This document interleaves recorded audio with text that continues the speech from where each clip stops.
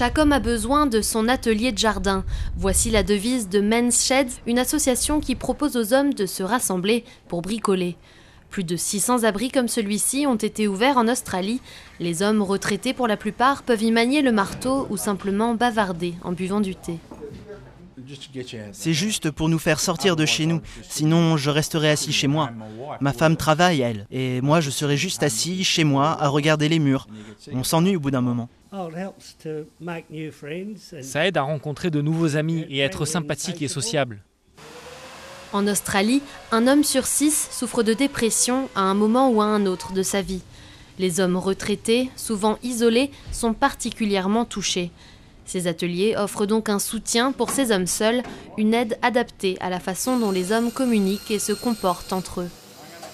Les hommes parlent épaule contre épaule, c'est ça le truc. Les femmes parlent face à face et les hommes côte à côte, avec leurs amis face au monde. Quand les hommes viennent ici, ils sont beaucoup plus relax. Les gens peuvent leur parler, ils écouteront et parleront de choses dont ils n'auraient pas parlé dans d'autres circonstances. Le premier atelier communautaire de ce genre a ouvert en Australie il y a plus de 10 ans et depuis, le concept s'est exporté en Europe et en Amérique du Nord. Des outils et des machines sont à la disposition des bricoleurs, mais pas seulement. On leur propose aussi des informations médicales et ils sont encouragés à surveiller régulièrement leur état de santé. Certains hommes vont même jusqu'à avouer que ces sessions de bricolage leur ont redonné une raison de vivre. Après avoir perdu sa femme des suites d'un cancer, Bill Burton était désespéré.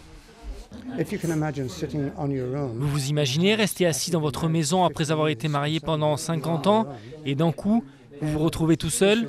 Cet atelier m'a donné une bonne raison de sortir de chez moi. C'était une motivation. Et mes enfants et petits-enfants bénéficient vraiment de tout ce que j'ai appris ici.